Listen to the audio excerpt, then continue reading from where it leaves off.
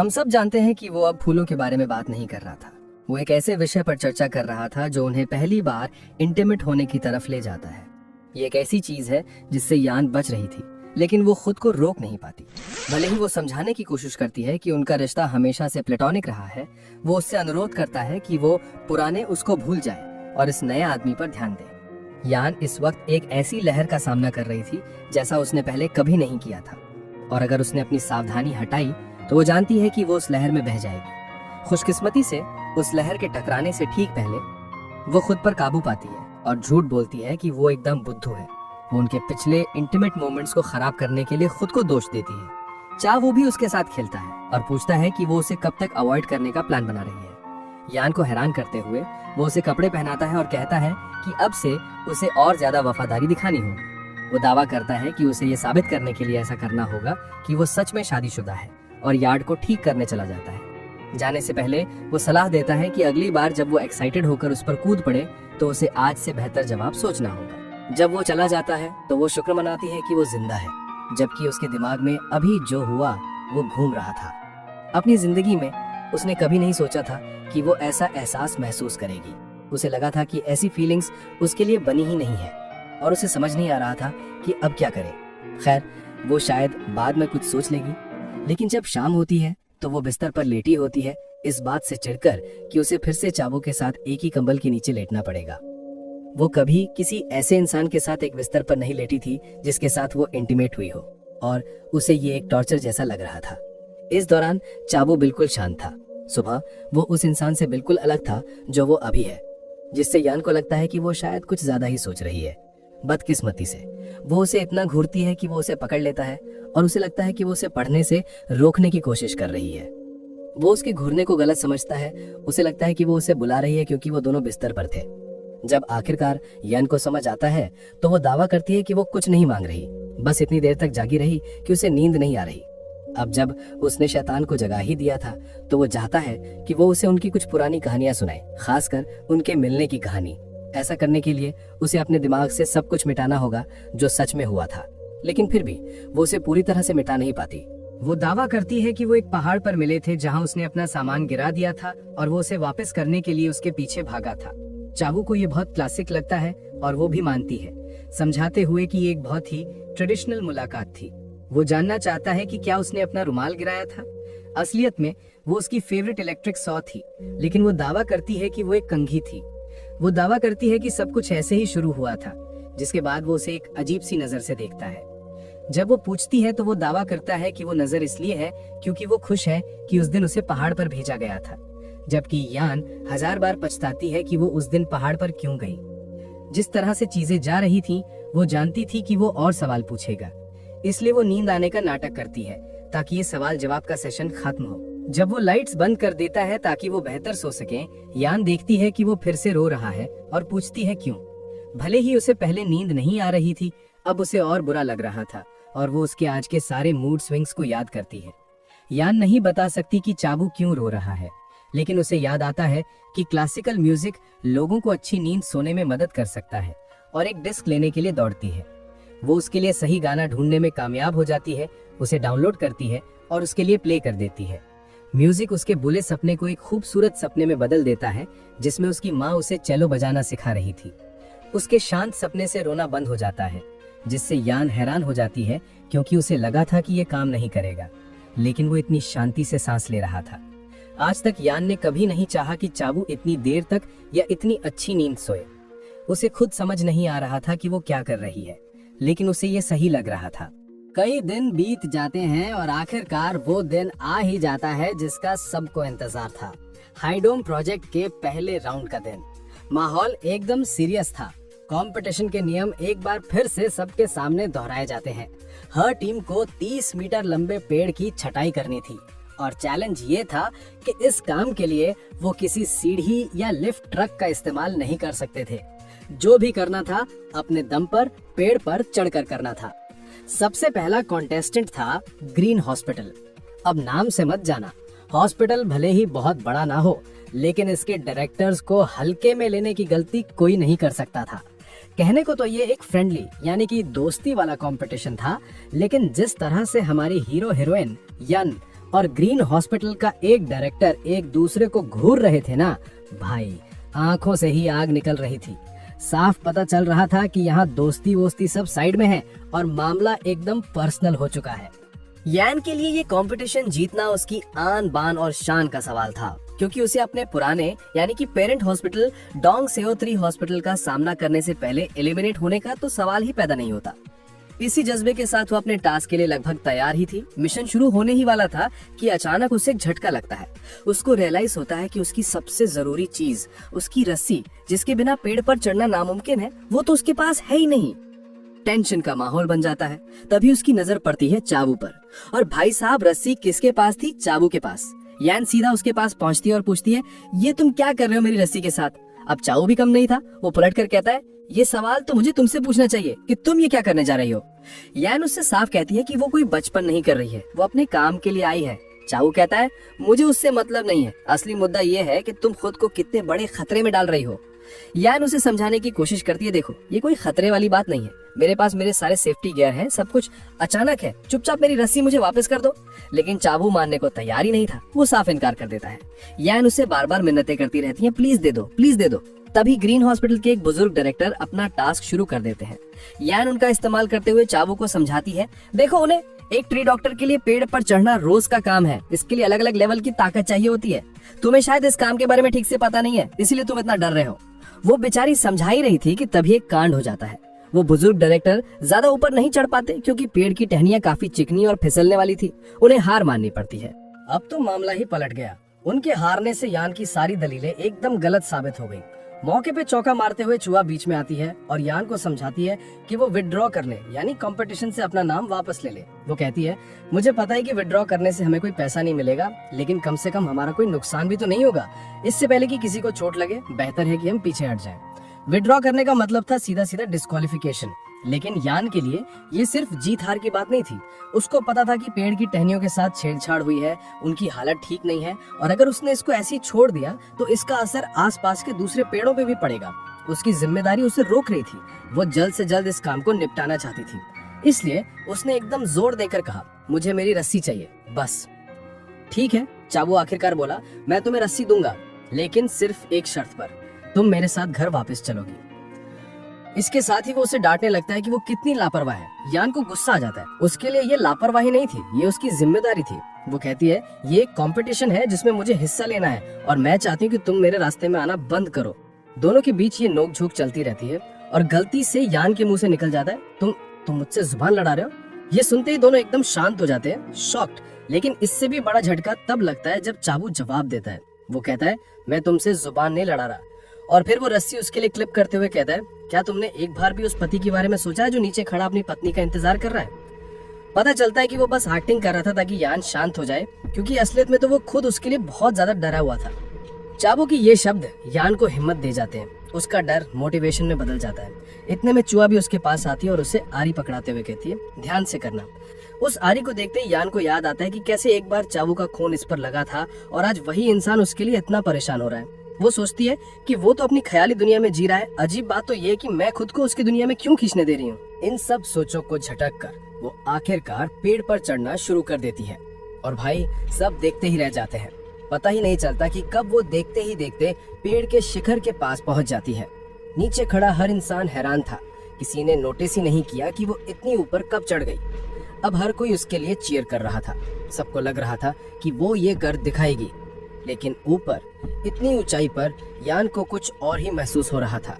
वो मन ही मन सोच रही थी कि ओ बाप रे, मुझे तो अभी रियलाइज हुआ कि मुझे ऊंचाई से डर लगता है। उसको आज तक इसलिए पता नहीं चला क्योंकि वो अपने जिंदगी में कभी इतनी ऊंचाई पर चढ़ी ही नहीं थी। पर उसकी सबसे बड़ी प्रॉब्लम अब शुरू हुई थी। जैसे ही उसने अपने इस डर को पहचाना, उसके शरीर ने ठीक से काम करना बंद कर दिया। उसके हाथ पैर कांपने लगे। वो बुरी तरह से डर गई थी, लेकिन इतनी दूर आने के बाद वो काम को अधूरा छोड़ने का सोच भी नहीं सकती थी। वो पेड़ से ही बात करने लगती है, बस 1 मिनट और, मैं अभी इस काम को खत्म कर दूंगी। वो अपना बैलेंस बनाए रखने पर फोकस कर ही रही थी कि अचानक उसका बैलेंस बिगड़ता है और वो फिसल जाती है। नीचे से चूहा ने ये मंजर देख लिया। वो जोर से चिल्लाई, यान यान, लेकिन तब तक बहुत देर हो चुकी थी। वो नीचे गिर रही थी। मैं गिर रही हूँ, ये यान का पहला ख्याल था। जैसे ही उसके हाथ टहनी से छूटे, वो पेड़ से नीचे झूल रही थी। उसने अपनी आंखें जोर से बंद कर ली, ये सोचकर कि अब वो जमीन से टकराएगी और सब खत्म। लेकिन कुछ हुआ ही नहीं। हैरान होकर उसने अपनी आंखें खोली और उसने किसी ऐसे इंसान को देखा जिसकी उसने सपने में भी उम्मीद नहीं की थी। चावू यानी जेवू। उसका एक हाथ यान की कमर पर लिपटा हुआ था और दूसरे हाथ से वो खुद पेड़ से लटका हुआ था। उसने आते ही पूछा, तुम ठीक हो? जबकि यान इतने शौक में थी कि उसके मुंह से सिर्फ उसका नाम निकला, चावू। चावू ने उसे खींचकर अपनी गोद में बैठा लिया। अभी भी उसके लिए बहुत परेशान था। वो पूछने ही वाला था कि कहीं चोट तो नहीं लगी कि अचानक यान जोर से चिल्लाई और उल्टा उसी को डांटना शुरू कर दिया। भाई उसने तो चावू की क्लास लगानी शुरू कर दी। वो गुस्से में बोली, तुम्हारी हिम्मत कहाँ से हुई बिना किसी सेफ्टी गियर के पेड़ पर चढ़ने की? कम से कम मेरे पास तो एक रस्सी बंधी है, अगर मैं गिरती भी तो मरूंगी नहीं। तुम हमेशा इतने एक्सट्रीम क्यों होते हो? लेकिन चावू को इस डांट से बिल्कुल बुरा नहीं लगा। नहीं भाई, हमारा हीरो तो मुस्कुरा रहा था क्योंकि वो जानता था कि यान गुस्से में इसलिए है क्योंकि वो उसकी परवाह करती है और उसके लिए चिंता में है। उसके कंधे पर अपना सर रखते हुए वो उससे कहता है, गैस करो मैं ऐसा क्यों हूँ? उसकी इस हरकत से यान शर्मा जाती है और सोचती है, सीरियसली ये आदमी भी ना। चावू उससे कहता है, अब तुम डिसाइड करो, क्या मैं तुम्हें ऐसे ही नीचे खींच कर ले जाऊं या इस काम को अंजाम तक पहुंचाएं? तब अचानक यान को याद आता है कि वो एक कंपटीशन के बीच में है। वो फौरन कहती है, मैं इसे पूरा करूंगी, अब पीछे मुड़ने का कोई सवाल ही नहीं है। चाबू मुस्कुराता है और फिर कहता है, तो फिर मेरी पीठ पर बैठ जाओ। ये सुनकर यान एकदम हैरान रह जाती है। वो उसे कहता है, मैं पेड़ काटूंगा और तुम मुझे डायरेक्शन देना। यान तुरंत मना कर देती है। वो उसके लिए परेशान थी और कहती है, तुम जल्दी से नीचे जाओ। वो कहता है, सब ठीक है, अगर मैं गिर भी गया तो तुम बच जाओगी। उसके ये शब्द सीधा हमारी लड़की के दिल में तीर की तरह लगते हैं। उसका दिल जोर जोर से धड़कने लगता है।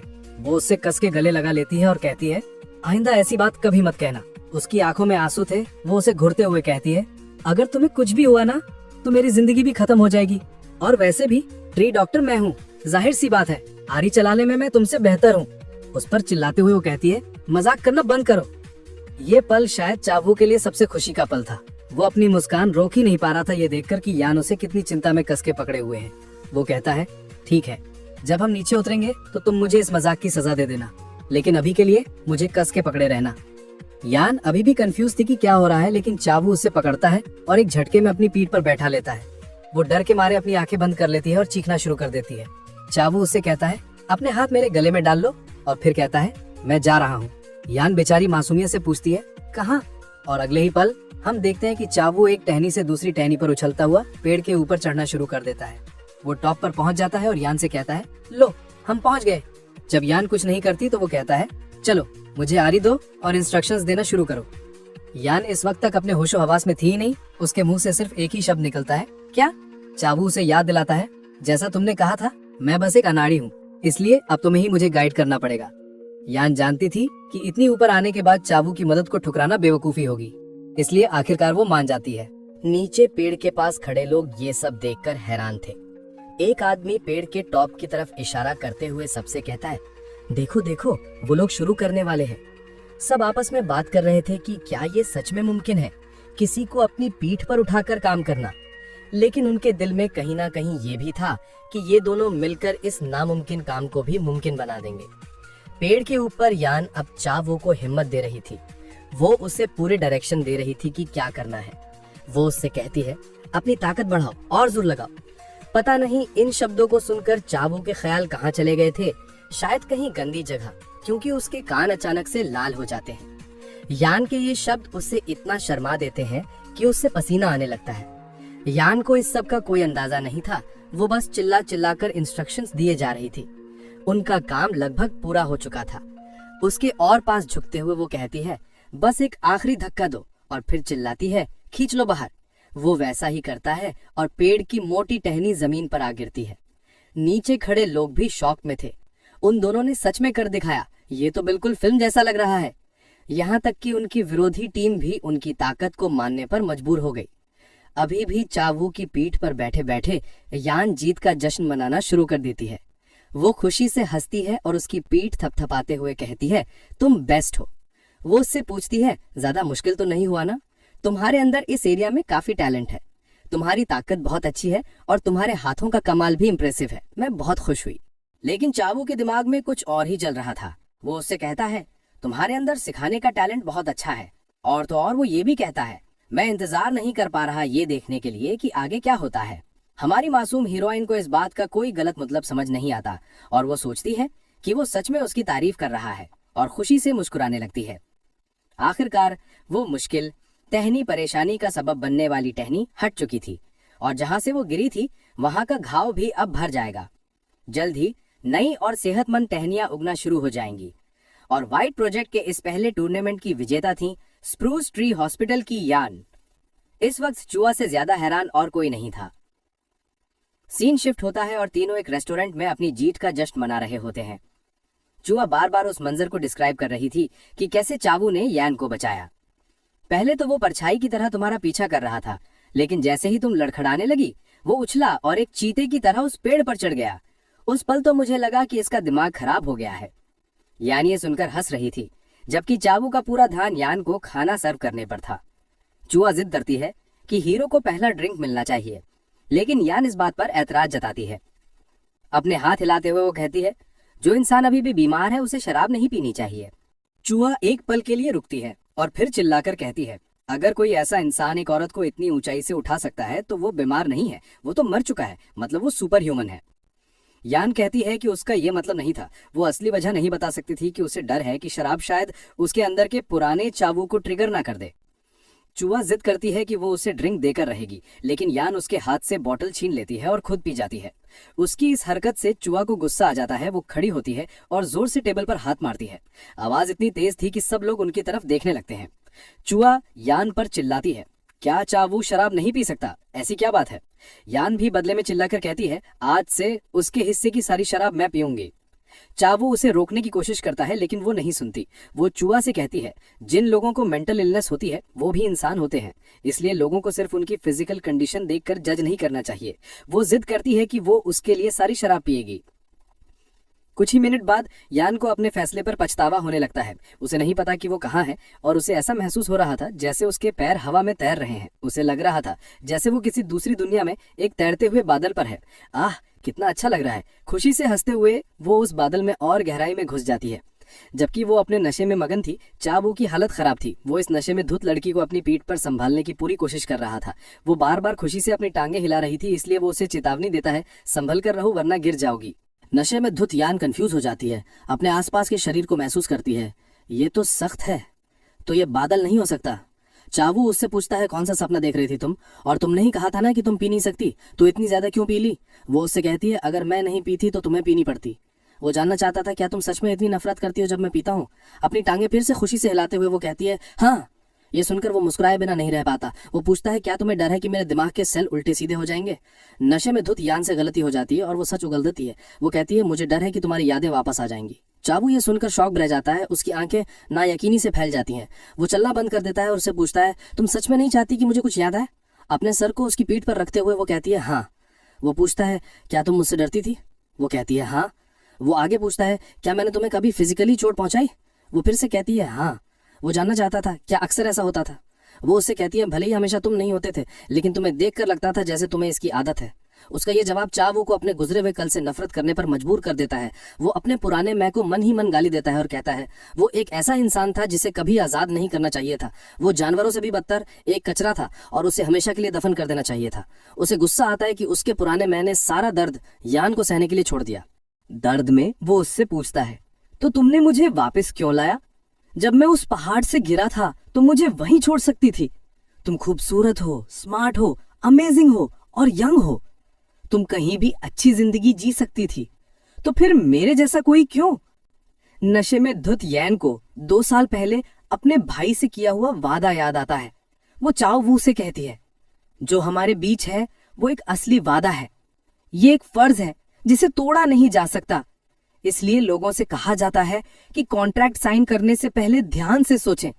भले ही मुझे इसका पछतावा हुआ और ये बहुत दर्दनाक था, अगर मुझे वक्त में पीछे जाने का मौका मिले तब भी मैं तुम्हारे साथ ही साइन करूंगी। उसके ये शब्द चावू के दिल पर गहरा असर करते हैं। वो सोचता है कि वो उनकी शादी के कॉन्ट्रैक्ट के बारे में बात कर रही है और ये सोचकर बहुत इमोशनल हो जाता है। यान के लिए वो इंसान था जो उसकी मदद के लिए 30 मीटर ऊंचे पेड़ पर चढ़ गया था। वो इंसान जिसने कहा था कि वो कभी हार नहीं मानेगा, चाहे हालात कितने भी खराब क्यों ना हो। यान सोचती है, जाहिर है एक बार जब मैं जिम्मेदारी ले लेती हूँ तो पीछे नहीं हट सकती, भले ही वो चावू जैसा इंसान ही क्यों ना हो। दूसरी तरफ चावू सोच रहा था कि अगर वो अभी भी उसके साथ शादी में रहने का प्लान कर रही है तो ये उसके लिए एक मौका है, एक टूटी हुई शादी को ठीक करने का दूसरा मौका। मुस्कुराते हुए वो सोचता है, मेरे जैसे कचरे को भी दूसरा मौका मिलता है, लगता है भगवान सच में मेरे साथ है। अगली सुबह जब यान की आंख खुलती है तो उसके सर में तेज दर्द हो रहा होता है। ऐसा लग रहा था जैसे उसका सर फट जाएगा। अपने ऊपर से कंबल हटाते हुए वो सोचती है, कल रात आखिर हुआ क्या था। वो कल रात की घटना को याद करने की कोशिश करती है, लेकिन उसकी याददाश्त बस वहीं तक जाती है जहां वो चावू के बद में शराब पी रही थी। उसे बाथरूम से एक आवाज सुनाई देती है और वो सोचती है, क्या वो नहा रहा है? वो तो आमतौर पर रात में नहाता है। अपने ऊपर से कंबल हटाते हुए वो पाती है कि उसने अलग कपड़े पहने हुए हैं। एक पल के लिए उसका दिमाग काम करना बंद कर देता है जब वो अपने शरीर को घूर रही होती है। ये हो ही नहीं सकता कि चाऊ ने मेरे कपड़े बदले होंगे, है ना?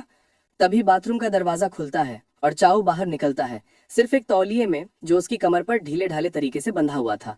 यान को जागा हुआ देखकर वो पूछता है, उठ गई तुम? अपने सामने उस आदमी को उस हालत में देखकर यान खुद पर काबू नहीं रख पाती। उसका चेहरा पूरी तरह से लाल हो जाता है और उसकी आंखें धुंधली हो जाती हैं। इस वक्त यान का चेहरा एक पके हुए टमाटर जैसा लग रहा था। कंबल को कस के पकड़ते हुए वो चाऊ से कल रात के बारे में पूछती है। वो उससे तसल्ली देता है, तुमने कल रात अपने कपड़े खुद ही बदले थे, इसलिए चिंता मत करो। ये सुनकर यान को राहत मिलती है। वो उससे पूछता है, क्या तुम्हें इस बात से इतनी परेशानी हो रही है?